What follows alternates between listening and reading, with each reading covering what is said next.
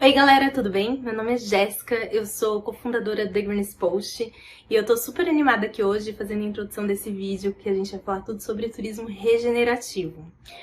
Para falar um pouquinho mais sobre isso, eu tenho uma especialista super especial, a Carla Motti Ancona. Ela é psicóloga de formação, trabalhou na área de turismo por mais de 30 anos, inclusive como diretora de operações de eventos corporativos.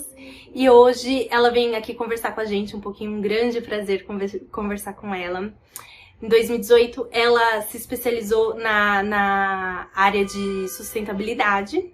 Ela hoje é fundadora e coordenadora geral de dois projetos super legais, o MAPS, Projetos Sustentáveis, e o Projeto Colmeia. Ambos os projetos são sediados na Vila Santo André, no sul da Bahia, e ela vai ensinar tudo pra gente sobre o turismo regenerativo. Espero que vocês gostem, curtam, aprendam muito e compartilhem muito esse vídeo aqui, deem o seu like e se inscrevam aqui no canal, tá bom? Um beijo, gente! Bom, primeiro eu que agradeço, é uma grande honra estar aqui no Greenest Post e espero que eu possa, aí, de alguma forma, contribuir para inspirar outras pessoas para que sigam, de fato, um caminho mais verde, se eu posso dizer assim. Bom, contando um pouco da minha história, eu sou psicóloga por formação, eu fiz a graduação e uma pós-lato sensu na USP.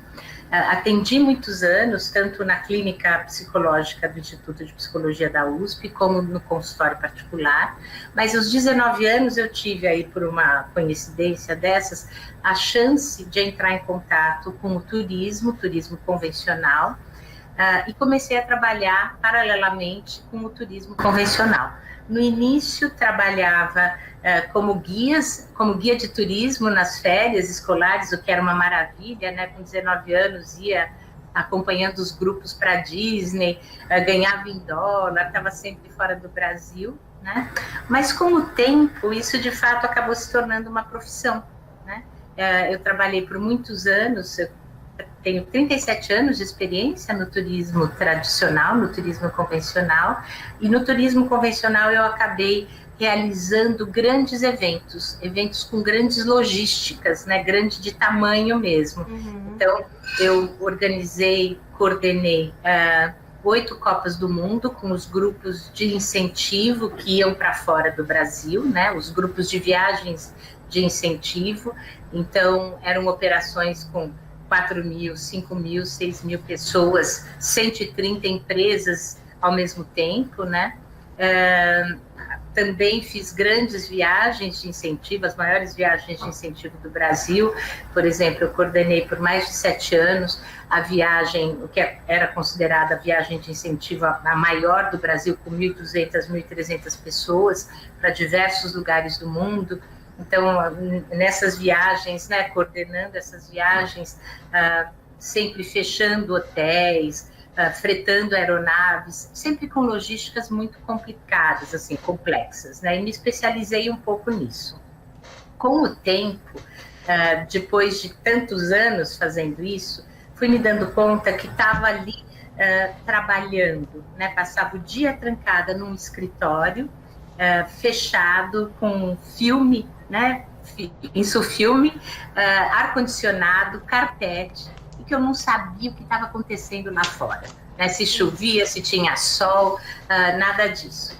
Eu sempre fui alguém com um contato muito próximo da natureza, assim, mesmo em São Paulo, na minha casa em São Paulo, eu tinha lá um jardim que fiz intuitivamente por mais de 20 anos, sou vegetariana desde os 18, tenho muitos bichos, entre eles, nesse momento, tenho 2 pets que são porcos. Eu tenho 2 porcos, o Zé, que já mora comigo há 8 anos, e a Violeta, que chegou agora há 6 meses.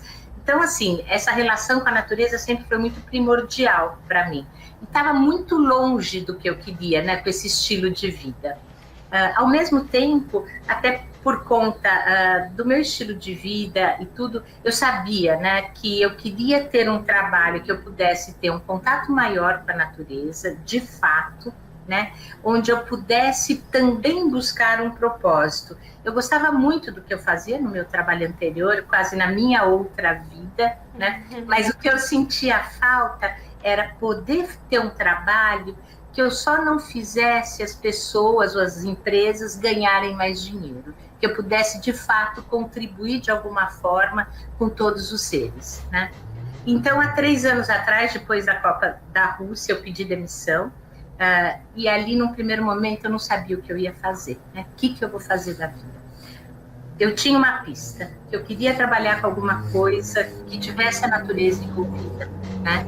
E aí já estava muito ligada nas questões relacionadas à sustentabilidade e tudo mais, então eu comecei a estudar sustentabilidade.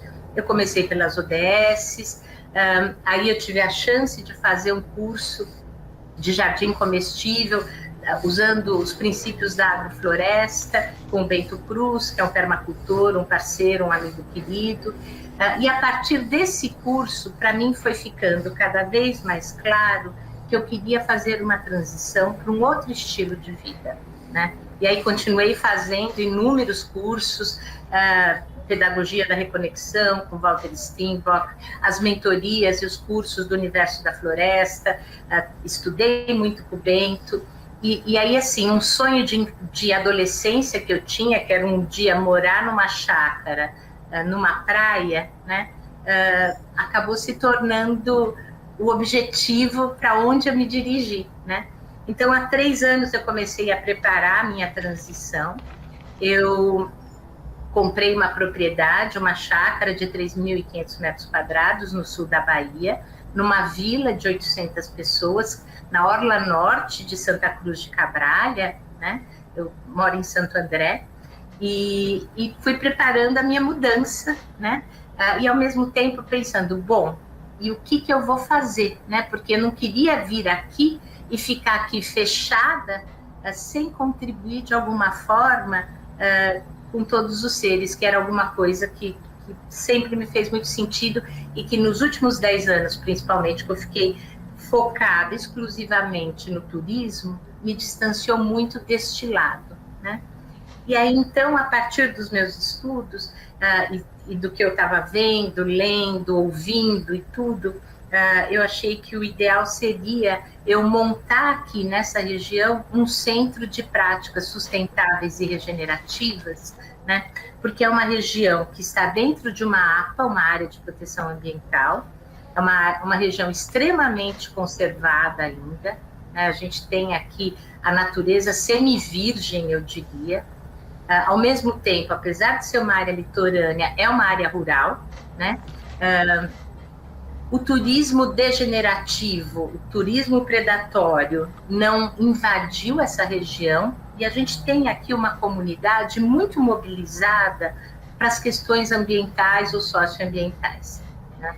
Então, assim, até por isso que te contei o começo da minha experiência profissional, porque justamente o fato de eu fazer grandes projetos e saber fazer grandes projetos acabou me dando confiança para trazer para cá um projeto socioambiental, onde a gente pudesse começar a falar não só de sustentabilidade, mas de regeneração também, para poder trazer um novo paradigma de turismo para o Brasil. A gente ter um ponto, um lugar que pudesse mostrar que dá para crescer, que dá para se desenvolver, observando as 17 ODSs, e, ao mesmo tempo, a atividade do turismo pode contribuir enormemente com os destinos onde se encontra, né? O turismo ele tem operações montadas na maior parte dos destinos do mundo, né?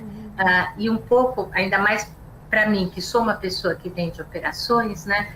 Que eu falo com os meus pares do turismo, porque eu ainda continuo tendo um contato muito grande com eles, é assim, está na hora da gente mudar a chave. Ao invés de fazer uma operação tradicional, onde a gente vai, leva os nossos turistas, eles consomem e usufruem e não deixam legado nenhum, a gente já tem operação montada. Ao invés de fazer assim, vamos fazer assim. Vamos mudar a chave e propor uma experiência diferente para os turistas, que eles possam, de fato, estar nesses destinos, se envolvendo com as comunidades, valorizando o que de verdadeiro, autêntico, genuíno, típico existe em cada um dos destinos, e também deixar um legado para que a experiência não seja só a experiência visual e consumista, né? Que seja também uma experiência agregadora.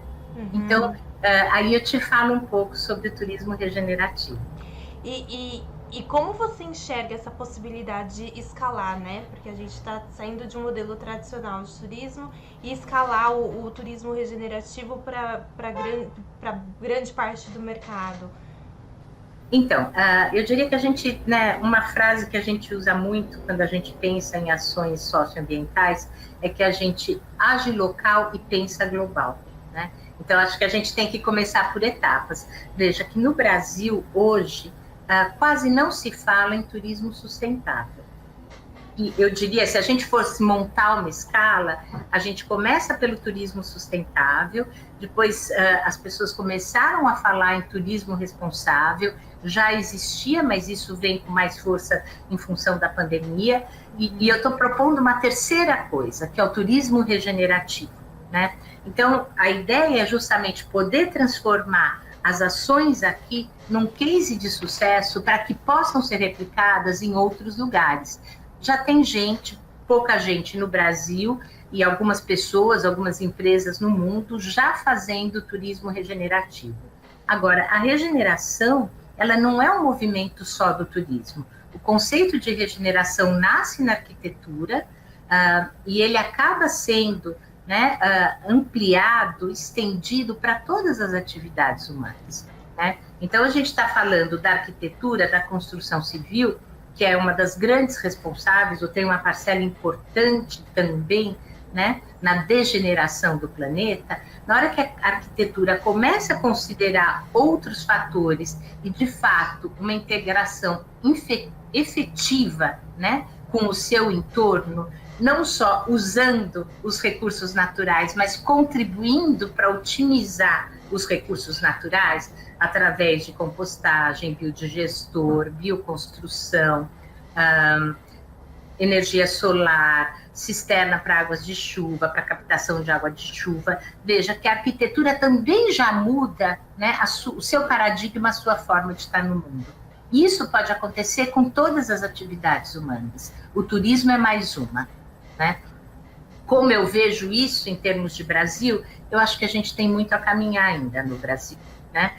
Eu sou embaixadora de sustentabilidade para a Site South America. A Site South America é referência, é uma organização de executivos que trabalham com viagens de incentivo, né? E hoje, né, este ano, né, desde o ano passado, na realidade, a temática da sustentabilidade, ela surge com muita urgência, não só no turismo, né, mas em todas as áreas. Então, eu diria assim, que aqui no Brasil a gente ainda tem um bom caminho, né? Primeiro, para a gente poder mudar não só a percepção e o paradigma das operadoras de turismo, mas também a percepção do consumidor do turismo, né? Que, assim, o turista brasileiro, ele é muito conhecido por ir, né, viajar, querer comprar tudo, onde vai, consome, vai embora, não se preocupa com mais nada. É essa chave que a gente também precisa mudar, né? Eu acho que todas as questões que nós vivemos hoje, como a crise climática, como o Covid, que são todos frutos do mesmo problema, né? As diferenças sociais, acho que essas questões estão gritando, né, para que todos nós, cada um dentro da sua atividade e também na sua própria vida, né, no seu jeito de estar no mundo, reveja um pouco esse paradigma, né, do consumismo extremo, de só aproveitar e não contribuir, não deixar a sua parte. Então, eu diria que a gente tem uma caminhada, mas ao mesmo tempo, até porque eu estou aí conhecendo muita gente que está na transição e pensa como eu diria que também já tem uma marcha silenciosa chegando, que já dá para ouvir os passos. Seria um nicho que por urgência, né, global, a gente acaba precisando das outras pessoas também, essa mudança de comportamento. Então, com certeza. Muito legal. E você tocou um pouquinho, né, nessa diferenciação entre turismo, você falou em turismo sustentável versus turismo responsável versus turismo regenerativo, sendo etapas. Quais são as principais diferenças entre um e o outro? Na realidade, veja, são conceitos, né, que se complementam, né, e em algumas situações são até usados como sinônimo. Eu diria que, antes de tudo, a gente tem um conceito geral, né, que é justamente a busca por um outro paradigma, né, um paradigma onde você considere, né, nas suas ações, os impactos negativos que você está trazendo para o planeta e todos os seres. Porque não dá para a gente falar só do ambiental sem pensar no social também, né? E acho que as 17 ODS, os 17 Objetivos para um Desenvolvimento Sustentável propostos pela ONU, eles trazem claramente a amplitude do que significa o termo sustentabilidade, né? Fome zero, educação para todos, igualdade entre os gêneros, o ambiental também está, né? Mas que nem diz a Jussara Rocha, que é uma colega e que também é alguém que fala muito de uma outra forma de turismo, o socioambiental, a palavra é escrita junto, né? Porque não existe ambiental sem o sócio e o social sem o ambiental. Então é importante a gente ter isso em mente. Então, assim, são termos que se complementam na realidade, mas o turismo sustentável, ele surge, é o primeiro que surge, num momento onde as questões não eram tão graves e tão urgentes. Já se sabia da importância, da necessidade de que mantivéssemos o impacto menor possível, menor impacto negativo possível, né, com as nossas incursões nos diversos destinos. O turismo responsável, ele traz já uma contribuição no sentido do respeito às diversas regionalidades, né? Alguma coisa no sentido de ouvir também e respeitar e valorizar as comunidades tradicionais. Começa a se falar em turismo de base comunitária, onde as próprias comunidades se organizam, né? E o turismo regenerativo, ele surge, né, justamente, esse é o tema do fórum, né, um passo além da sustentabilidade, ele surge como uma proposta onde a gente entende que no momento em que vivemos, não temos muito o que sustentar, porque as ações do ser humano hoje no planeta são tão impactantes que não dá para a gente continuar só sustentando, né? Para você ter uma ideia, as ações do ser humano hoje no planeta já são consideradas uma nova era geológica, a era do antropoceno, né? Onde a gente tem como a marca dessa era geológica as ações e os efeitos do homem no planeta, né? Então, assim, o turismo, a grande diferença do turismo regenerativo é que ele propõe que cada operação turística e cada turista consiga contribuir para deixar o destino em que ele visitou num destino ainda melhor, né? O que quer dizer ainda melhor? Eu sei que é uma coisa muito genérica, né? Mas que ele possa ser o responsável pelo seu lixo, ele contribuir com a comunidade que ele visita de alguma forma, ele saber de quem que ele está contratando os serviços, né? Para ter certeza que ele está valorizando ali os trabalhadores daquela comunidade, né? Que ele está fazendo, ele está indo no restaurante que está também valorizando a produção de alimento local, a agricultura familiar. São coisas que parecem pequenas, mas quando a gente pensa na cadeia produtiva do turismo, a cadeia produtiva do turismo é muito grande, envolve praticamente, assim, uma grande parte das atividades humanas, né? Então, se você escolhe o seu fornecedor, se você vê que ao invés de você fazer um passeio de jet ski numa área de proteção ambiental, você vai lá chamar o pescador que tem a canoa, ou ver se tem alguém do local que vai fazer uma trilha para te mostrar a vegetação, muda completamente o approach. Isso não quer dizer menos conforto, né? Você pode ter muito conforto. Pelo contrário. Porque aí também muda, né, Jéssica, o paradigma do que é o conforto, né? Que conforto é esse quando o que você tem é só para você e prejudica os outros seres, né? Bom, no incentivo, por exemplo, uma das coisas que o pessoal adora é proporcionar viagens de helicóptero. né? Vamos pensar qual é o impacto de uma viagem de helicóptero, né, para o planeta e, consequentemente, para todos os seres, né? Então, vamos começar a mudar esse paradigma. Quem sabe, ao invés de viagem de helicóptero, vamos começar a proporcionar uma ação que beneficie a comunidade que você vai estar visitando e começar a valorizar esse tipo de legado.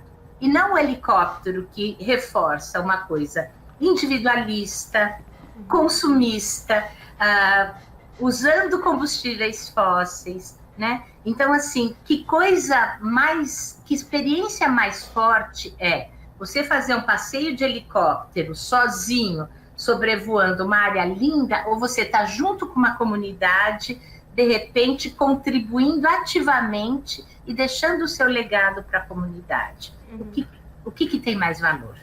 Né? Podemos mudar um pouco o paradigma do que de fato importa. Absolutamente. Também mudar o mindset, né, também para viagem. Completamente, né? completamente. E quais são os passos, ou como profissionais da área do turismo podem ajudar nessa mudança?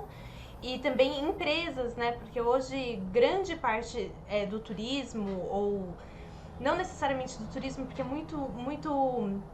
muitas das viagens, é que hoje no Covid-19 a gente não tem tanto, mas viagens empresariais de larga escala, como você mesmo falou, com operações enormes, que avião é um grande problema, né, Com certeza. Pro meio ambiente. Como que essas empresas e profissionais de turismo podem começando a adotar essas técnicas, não sei se aos poucos ou se precisa de um grande shift aí de mudança, quais seriam suas dicas?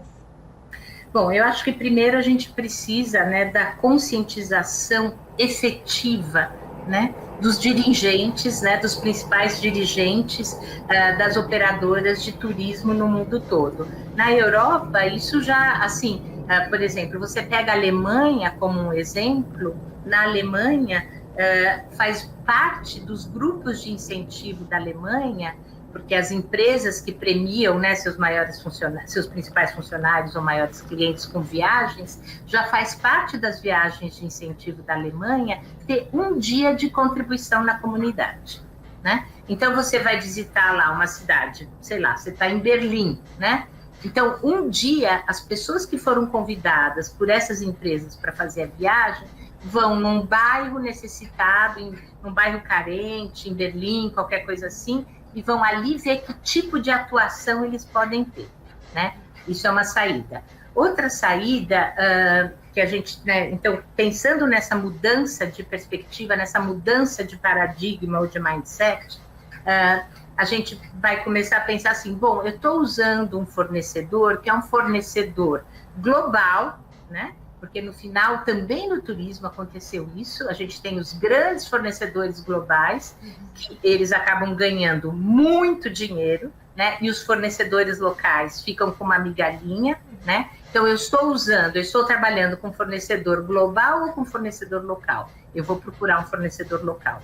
Esse meu fornecedor local contrata que tipo de ônibus? Os ônibus que eles contratam são ônibus elétricos, são ônibus a diesel, os ônibus estão revisados, os funcionários são registrados, para você começar a diminuir as diferenças. Os restaurantes, eu vou levar num restaurante de cadeia ou eu vou levar num restaurante local? Não, eu vou levar num restaurante local. E como são os fornecedores de comida? Esse restaurante local trabalha com copo de plástico, trabalha com canudinho, usa biodegradáveis ou não, a comida vem de milhares de quilômetros, ou a comida vem da região.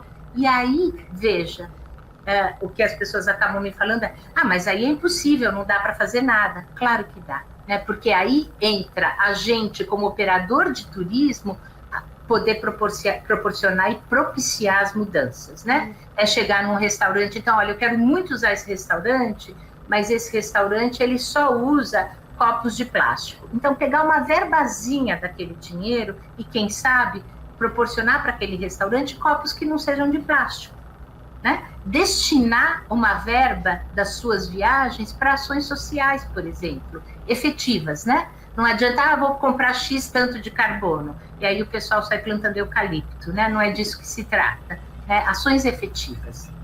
Sim. É trabalhoso? Óbvio que é trabalhoso, mas também é muito trabalhoso destruir o mundo.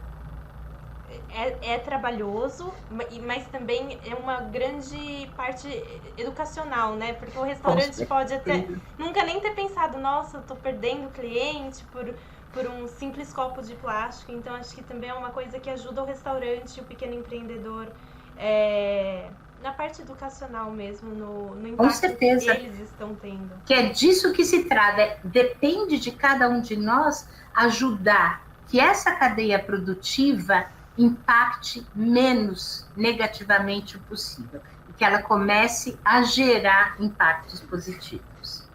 E isso entra um pouquinho na minha próxima pergunta, que era a questão de expandir esses conceitos de turismo regenerativo para outras indústrias. Como você mesmo mencionou, o turismo também engloba uma indústria de transporte, também engloba uma indústria de alimentos.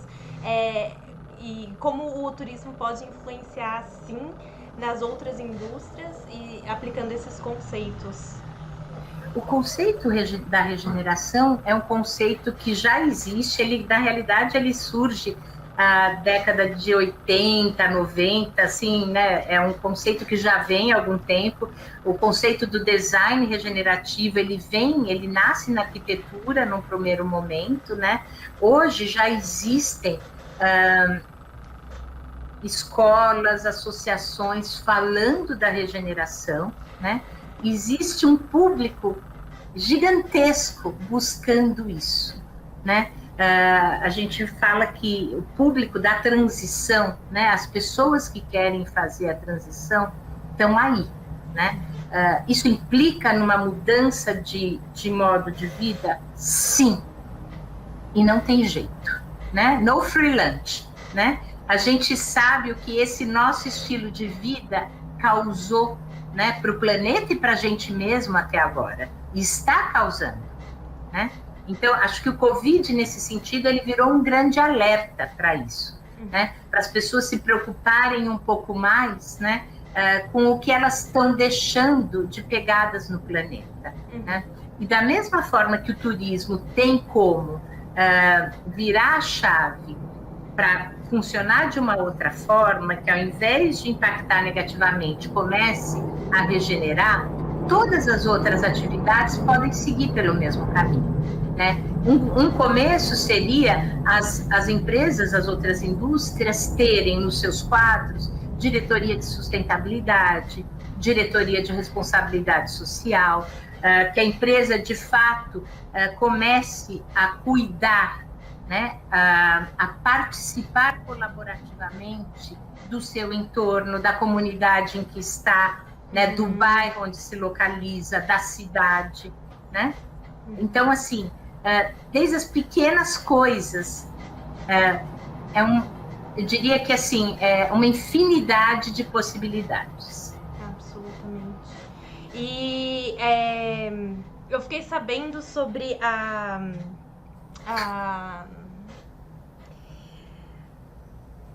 na Vila Santo André, que foi escolhida como concentração alemã da Copa de 2014. Eu queria ouvir um pouquinho mais sobre isso, sobre essa história. Então, veja, os alemães estiveram aqui, né? Foi feito um hotel, que na realidade não era hotel, foi feita uma concentração para eles, que hoje se transformou num hotel 5 estrelas, né?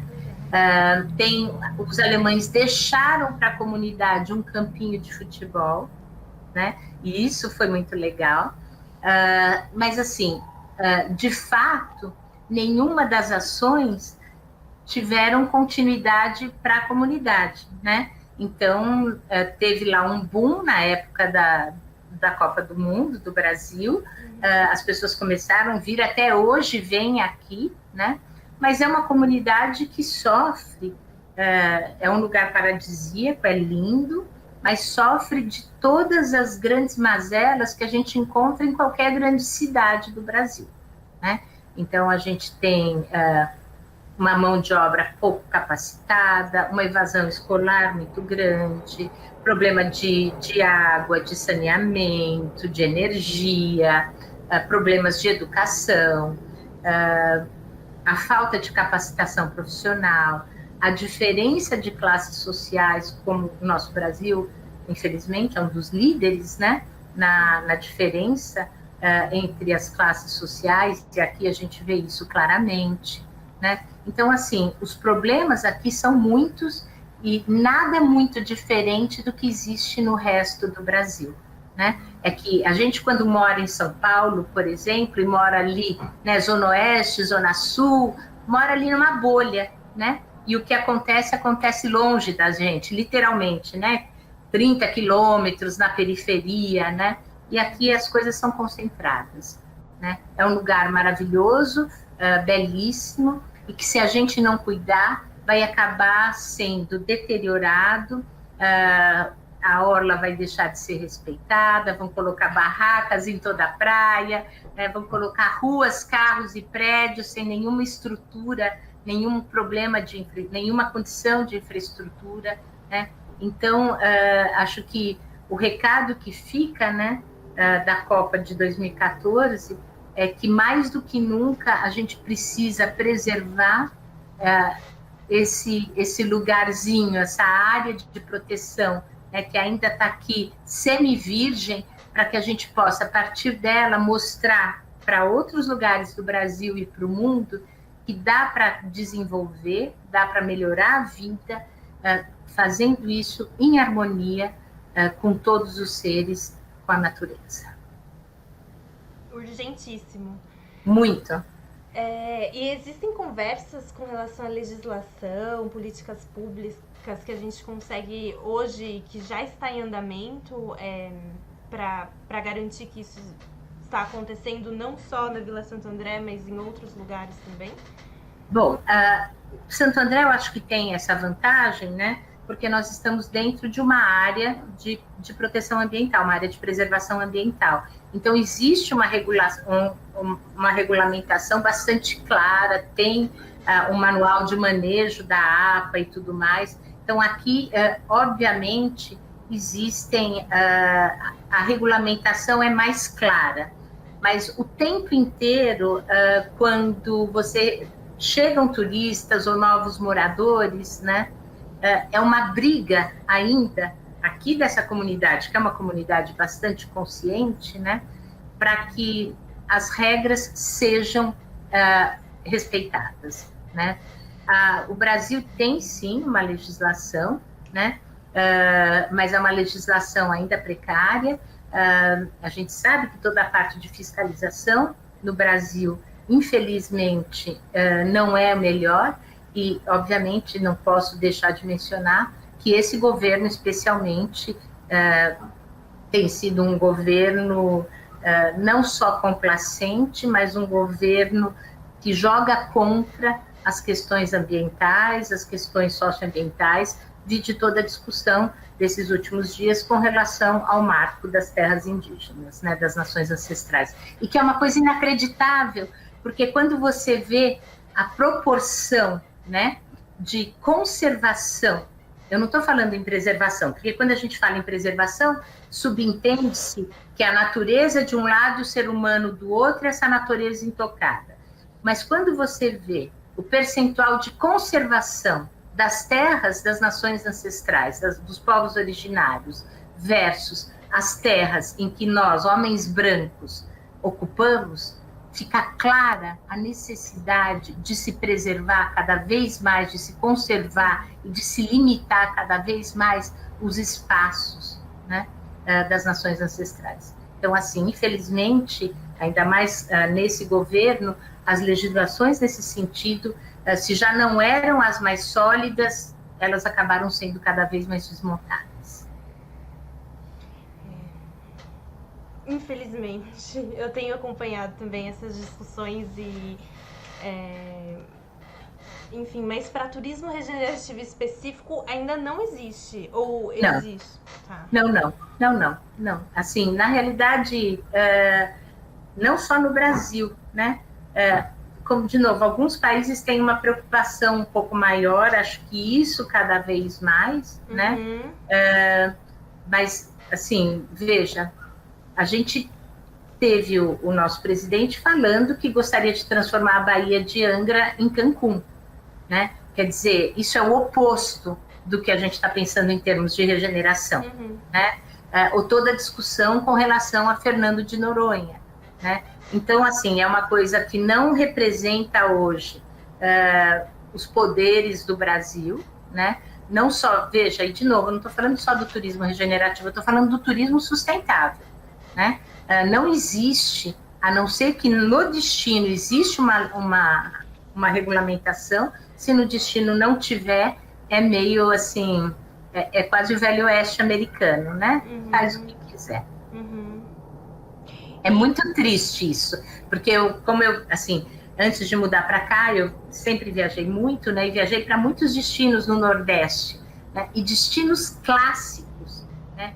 Que, assim, há 30 anos, há 20 anos atrás, eram lugares, assim, com piscinas naturais preservadas, com a população preservada, né? O regional preservado, hoje já perderam completamente essas características.